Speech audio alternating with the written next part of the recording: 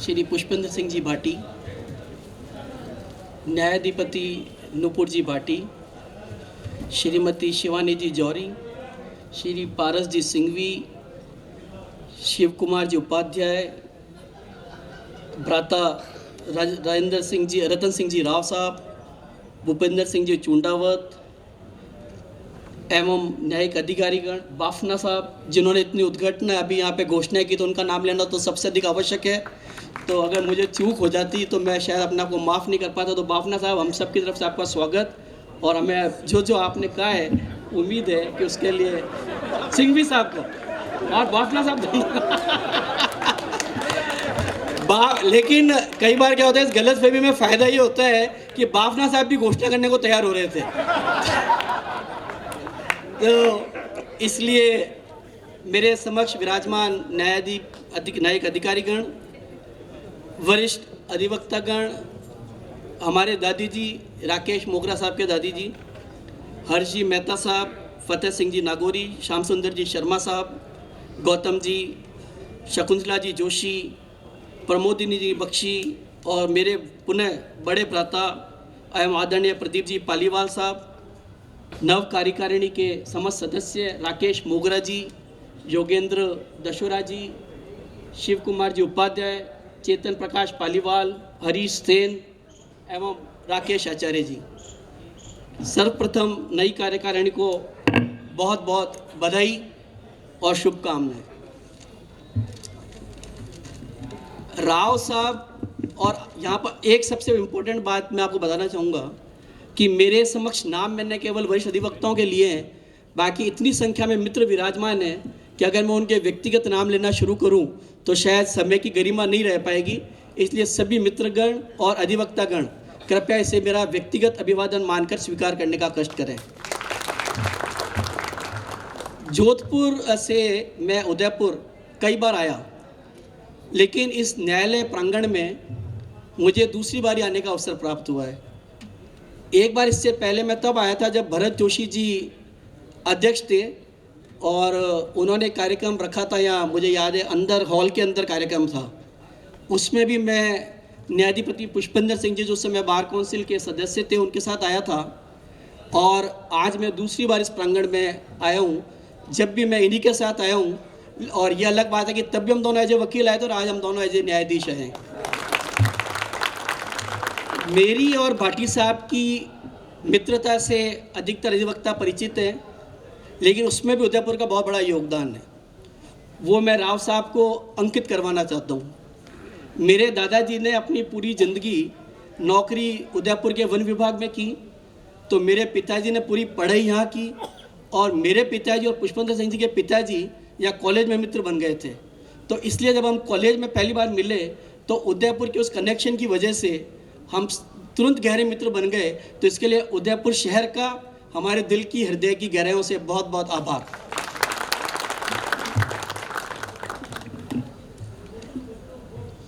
नूपुर जी जब अपना उद्बोधन दे रही थी तो उन्होंने बिल्कुल सही कहा, एक अधिवक्ता 24/7 आवर्स अधिवक्ता होता है। मुझसे कई बार लोग ये पूछते हैं कि भाई आप अब जज बन गए तो आपको एडवोकेट और जज में क्या फ़र्क महसूस होता है? कोई बात। तो मैं उन्हें एक बात कहता हूँ कि जब मैं वकील था तो मुझे शाम को जाकर घर पे भी चिंता रहती थी कि मेरे उस क्लाइंट का क्या होगा, अब उसकी मुझे क्या ब्रीफ करनी है, अब मुझे उसके लिए क्या क्या और एफर्ट करने चाहिए कि मैं उस मुकदमे को जीतूं। लेकिन न्यायाधीश बनने के बाद में शाम को मैं तनाव मुक्त हूँ, जो भी करना होता है वो कोर्ट में कर देते हैं, और केवल अपने विवेकानुसार जो उचित निर्णय होता है वो करके आ जाते हैं। तो एक अधिवक्ता और एक न्यायाधीश के रूप में यही फ़र्क है। उसके अलावा कानून की विधि और कानून की समझ हम दोनों को अपनी तरफ से अप्लाई करनी पड़ती है, और उसके अंदर कोई भी परिवर्तन नहीं होता है। सिर्फ परिवर्तन ये है कि उस तनाव को जो आप लोग 24/7 घंटे लेते हैं, वो हम अब केवल न्यायिक कार्य समय के अंदर हमारे विवेक के अनुसार निर्णय करने के लिए, वो भी तनाव नहीं होता है, वो एक प्रक्रिया का हिस्सा होता है। इसलिए उस तनाव से मैं मुक्त हुआ हूँ। लेकिन एक अधिवक्ता का बहुत महत्वपूर्ण योगदान रहता है अपने क्लाइंट के लिए, अपने समाज को नई दिशा देने में, क्योंकि उनके द्वारा की गई बहस पर ही न्यायिक अधिकारीगण अपना फैसला देते हैं, न्यायाधीश अपना फैसला देते हैं, तो अधिवक्ताओं की तैयारी इस लेवल की होनी चाहिए कि अधिवक्त कभी भी न्यायिक अधिकारी उनकी बात को काटने का प्रयास न करे, और अगर काटे तो उसके लिए, क्योंकि कोई भी कोर्ट का जो फैसला होता है वो अपने तर्क के ऊपर, या न्यायाधीश जो उसके ऊपर दोनों पक्षों को सुनने के बाद अपना विवेचन करता है, उस पर आधारित होता है। तो उस विवेचन के लिए पहुंचने में आप मदद करते हैं, इसलिए कृपया करके इस लेवल की मेहनत करें कि आपके पक्ष में विवेचन आने का हमेशा संभावना बने। समय की गरिमा को ध्यान रखते हुए शीघ्र 2 बातें कहूँगा। राकेश जी को मैंने आते ही कहा था कि कोर्ट में पहली बार आया, तब मुझे वो घटना शायद 10 वर्ष पुरानी है या ज़्यादा भी हो सकती है, और आज जब आया तो मैंने इनसे कहा कोर्ट परिसर छोटा लग रहा है, तो इन्होंने अभी बताया कि हम ये ज़मीन भी लेने का प्रयास कर रहे हैं, वो ज़मीन भी लेने का प्रयास कर रहे हैं। आपका संघर्ष अपनी जगह है, अभी मेरी ऐसी हैसियत नहीं है कि मैं उस बारे में कोई भी बात कहूँ या मैं उस पर आपसे कोई वादा करूँ, लेकिन मैं आपको सिर्फ 2 बातें कहना चाहता हूँ। समय के साथ हमें अपने आप को बदलना आना चाहिए। आप सबसे जो यहाँ वरिष्ठ अधिवक्तागण विराजमान हैं, मेरे साथी अधिवक्ता जो जोधपुर में आके हम कई बार मिलते थे, उन्हें पता है कि जोधपुर में भी जब नई हाईकोर्ट बिल्डिंग का निर्माण शुरू हुआ तो उसका भयंकर विरोध हुआ। विरोध इस लेवल पर आया कि पहली बार अशोक गहलोत साहब जो अभी वर्तमान मुख्यमंत्री हैं और उस समय के तत्कालीन मुख्यमंत्री जो वसुंधरा जी थी, उन्होंने भी एक होकर के ये हमें कहा कि हम दोनों कोर्टों को एक साथ झालावाड़ शिफ्ट कर देते हैं, तो हम आपको जितनी ज़मीन अभी हाईकोर्ट के लिए दी उसके अलावा 300 बीघा ज़मीन और अलॉट कर देते हैं। लेकिन विरोध अपनी जगह कायम रहा। आज स्थिति ये हो गई कि उच्च न्यायालय तो विरोध के बावजूद लगभग 12 या 15 साल में बन के तैयार हो गया, और वो बाहर शिफ्ट हुआ। तो आप में से अब जो भी जोधपुर आते हैं उन्हें देखकर ये संतुष्टि होती है कि अधिवक्ताओं को कार्य करने के लिए एक अच्छा स्थान प्राप्त हो गया, कोर्ट में नवीन व्यवस्थाएं हो गई, नवीनीकरण हो गया। और अब हालात ये है कि जब हमारे साथी जो अधीनस्थ न्यायालयों में थे वो बाहर आने की मांग कर रहे हैं झालावाड़ चौराहे के लिए, तो अब जमीन उपलब्ध नहीं है। इस वजह से कृपया करके आप विवेक से जो भी आपको उचित लगे, इसमें मैं आपको कुछ नहीं कहना चाहता, ये आपका अपना निर्णय है, लेकिन कृपया करके समय की मांग को देखते हुए, क्योंकि आने में अधिवक्ताओं की संख्या बढ़ेगी, ये कम नहीं होगी। कब तक हम कारी लगाकर किसी स्थान को या भवन को चला सकते हैं, ये आप लोगों को सोचना होगा। भले ही सिंघवी साहब यहाँ और सुविधाएं दे देंगे, टॉयलेट दे देंगे, पार्किंग दे देंगे, लेकिन हमारी संख्या जो बढ़ेगी, न्यायालय की संख्या बढ़ेगी, फिर न्यायालयों को बाहर जाना पड़ेगा, उन्हें अंदर लेने में समस्या होगी। तो कृपया करके आप लोग अपना विवेकपूर्ण इस पर निर्णय लें, और जो भी लें उचित निर्णय लें, लेकिन समय को समझना हम सबको आवश्यक होता है। अगर हम समय को नहीं समझ पाते हैं तो मैंने केवल आपको उदाहरण जोधपुर का इसलिए दिया क्योंकि अब हम पछता रहे हैं कि हम उस समय उस ज़मीन को न ले पाए। मेरा इससे अधिक कुछ नहीं करना है। मैं कल चित्तौड़ से आया तो मुझे बताया गया वहाँ पर भी शायद ऐसा ही कोई विरोध था, लेकिन आज जब मैंने चित्तौड़ देखा तो मेरे हिसाब से वहाँ की जिला एवं सत्र न्यायालय की जो बिल्डिंग है वो राजस्थान की one of the best building बनी हुई है। वैसी बिल्डिंग मैंने कहीं नहीं देखी। अन्यथा न्यायालय, क्योंकि जो बात मैं आपको कह रहा हूँ वो 29 साल का जो अधिवक्ता मेरे अंदर है उसकी हैसियत से कह रहा हूँ, इसके अलावा मेरा कोई इरादा नहीं है। 29 साल अधिवक्ता रहने पर मैंने महसूस किया कि अधिवक्ताओं की मांग कुछ नहीं होती। अधिवक्ता को ये पता होता है कि मुकदमा तो मेरे पास आएगा, मेरे भाग्य से आएगा, मुझे अपना एफर्ट करना है, और रिजल्ट के लिए भी मैं अपना एफर्ट कर सकता हूँ। निर्णय वो होगा जो न्यायिक अधिकारीगण को या न्यायाधिपति को उसके विवेक और विधि सम्मत निर्णय लगेगा।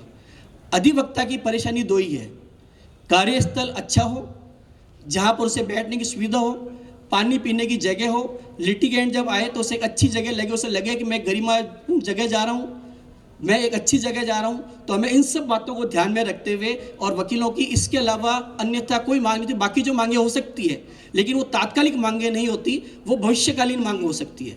तो हमें तात्कालिक मांगों पर ध्यान देना चाहिए। और मुझे उम्मीद है कि राकेश जी जैसे योग्य अधिवक्ता अब जब यहाँ के अध्यक्ष बने तो यहाँ के जो वरिष्ठ जन हैं इनके साथ में मिलकर कार्य करेंगे, और उदयपुर को इसकी पुरानी गरिमा, मुझे बहुत दुख होता है, मैं यहाँ पर बात जोड़ना चाहूँगा शिवानी जी की। शिवानी जी ने अभी ये कहा कि जब पहले मैं जाती थी तो मैं कहती थी कि मैं उदयपुर से आई हूँ, इसलिए कृपया कर सिविल और दीवानी मुझे ना समझें। मैं, जो मेरे साथी अधिवक्ता पीछे बैठे, मैं नाम किसी का यहाँ उचित नहीं है क्योंकि मेरे हम उम्र है, नाम लेना उचित नहीं समझता, उनको मैं हमेशा ये कहता था कि जब मैंने 93 में वकालत ज्वाइन की तो जोधपुर में मेवाड़ का दबदबा था। जोधपुर शहर में उदयपुर से आए हुए ऐसे कई अधिवक्ता थे जो आए उदयपुर से थे, लेकिन उनकी पूरी राजस्थान में चमक थी। उनके केवल वो एक क्षेत्र के, एक शहर के अधिवक्ता नहीं हुए, वो पूरे राजस्थान के अधिवक्ता हुए। उनमें सब कुछ सुप्रीम कोर्ट हैं, कुछ न्यायाधीश बन के रिटायर हो गए, कुछ की अल्पकाल में मृत्यु हो गई, लेकिन उन सब ने ऐसी चमक पैदा की। तो मेरा आप लोगों से अनुरोध है कि हमारे यहाँ से युवा अधिवक्ताओं को वहाँ भेजिए और उनसे कहिए कि इतनी मेहनत करें कि वो जो खोई हुई गरिमा है उससे हम पुण्य लाएं, और हम कहें कि ये बहस वहाँ से हुई है इसलिए इसमें गलती नहीं हो सकती। ये बात मैंने जो दोनों आपको बताई हैं, ये मैं आज से पूर्व भी मेरे उन साथी अधिवक्ताओं को जो वहाँ मेरे से मिलने आते थे उनको रोज़ कहता था, इसलिए कोई अन्यथा बात नहीं है। इसलिए कृपया ऐसा ना समझे कि मैं कोई बात ऐसी कर रहा हूँ जो आपको उचित न लगे। मैं एक बात और आपको कहना चाहता हूँ कि आप सबको पता है, राव साहब को भी पता है, मैंने और पुष्पेंद्र सिंह जी ने बार एसोसिएशन का ऐसा कोई पद नहीं है जिसका इलेक्शन लड़के उसके ऊपर हम जीते नहीं हो। इन्होंने तो बार काउंसिल भी लड़के जीते और राव साहब के साथ मेंबर भी रहे। इसलिए मेरा हमेशा से ये मानना है कि एक मजबूत बार जो है वो इस न्यायिक प्रणाली की सबसे बड़ी ज़रूरत है। लेकिन मजबूत बार का अर्थ ये होता है वो बार जो टेक्नोलॉजिकली आगे हो, अपने सर्व संपन्नता से, अपने स्थान से, अपनी गरिमा से, अपनी बातों से एक व्यक्ति को ये प्रभावित करे कि एक वकील क्या होता है। हमने क्या हुआ, कालांतर में ये सोच लिया कि मजबूती का अर्थ है कि हम हुड़दंगबाजी में उतर जाएं। कृपया करके इन बातों से हमें दूर रहना चाहिए। हमने भी एज ए एडवोकेट ऐसे कई मौके आए जब ऐसी घटनाएं घटी, लेकिन एज ए सीनियर एडवोकेट होने के नाते कोर्ट के हमने हमारे युवाओं को प्रयास किया कि उसको हम आगे बात को न बढ़ने दें। कई बार ऐसा होता है, कई बार हम न्यायिक अधिकारियों से हमारी ऐसी बात हो सकती है, कई बार ऐसा कॉल आ सकता है जिसके ऊपर ऐसी हड़तालें हो सकती है, उसमें कोई उचित नहीं है। क्योंकि मैं वकीलों की हड़ताल के विरोध में नहीं हूँ। मेरा मानना है कि विरोध दर्ज करने का एक तरीका है जो महात्मा गांधी ने दिया है, तो मैं उसका कतई विरोधी नहीं हूँ, लेकिन हमें उसको गरिमा में करना होगा। हमने अगर अपनी गरिमा को भंग किया तो उससे दो नुकसान होते हैं। एक, हम न्यायालय के अंदर अपनी गरिमा को खो पाते हैं, क्योंकि जिन न्यायिक अधिकारियों के समक्ष हम ऐसी कोई घटना करते हैं उनसे हम बाद में जाके माफ़ी मांगते हैं, मैंने नहीं किया था, उस